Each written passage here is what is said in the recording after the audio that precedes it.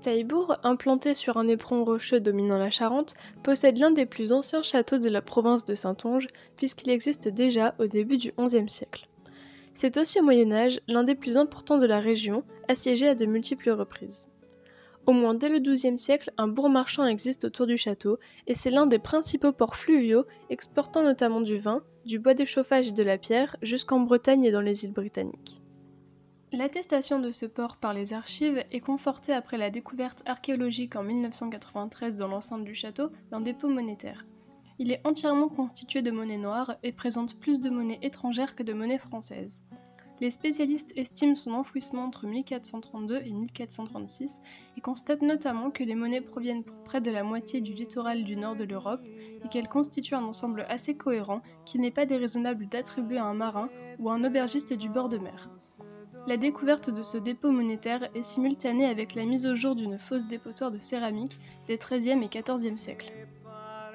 Dès le XIe siècle, un pont de pierre prolongé par une chaussée insubmersible en rive gauche permet le franchissement du fleuve même pendant les crues. Les pèlerins allant vers Compostelle l'empruntent entre deux étapes importantes du pèlerinage, les abbayes de Saint-Jean d'Angély et de Sainte-Eutrope-à-Sainte. C'est la présence de ce pont qui explique l'affrontement ici le 21 juillet 1242 entre le roi de France Louis IX et le roi d'Angleterre Henri III. Saint-Louis remportera la bataille qui deviendra célèbre. Ville de premier plan pendant tout le Moyen-Âge, Taillebourg a été fréquentée par nombre de souverains français et anglais, parmi lesquels Louis VII, Henri II Plantagenet, Aliénor d'Aquitaine et leur fils Richard Cœur de Lion, Saint-Louis ou Charles VII. Le château et son bourg castral sont puissamment fortifiés dès la fin du XIIe siècle au moins, et sont régulièrement améliorés selon les nouvelles techniques jusqu'à la Fronde. Cela vaudra à Taillebourg un siège en règle par l'armée royale de Louis XIV en 1652 et la destruction du pont et d'une grande partie des maisons de la ville. C'est l'un des derniers sièges organisés en France contre un château et une ville fortifiée médiévale. Une partie du bourg détruit pendant le siège a été reconstruite dans la seconde moitié du XVIIe siècle, comme en témoignent les maisons à pignon-sur-rue dans la rue principale. Le pont sur la Charente, quant à lui, ne sera reconstruit qu'à la fin du XIXe siècle avec l'arrivée du chemin de fer. Aujourd'hui, l'ancienne ligne de train allant à Saint-Jean d'Angély a été transformée en un sentier de randonnée appelé la Ferrée Verte.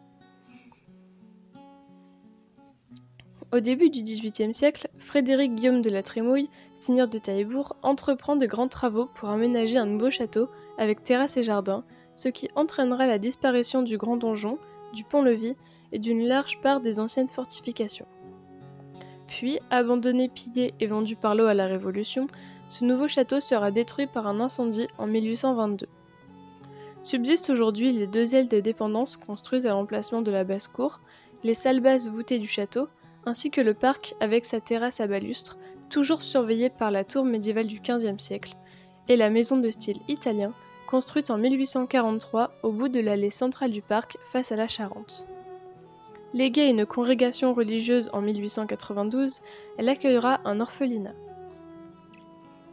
En conclusion, on peut dire que Taillebourg est en Charente-Maritime un lieu exceptionnel par sa longue histoire, son site, sa position sur le fleuve et son activité portuaire importante jusqu'au XIXe siècle.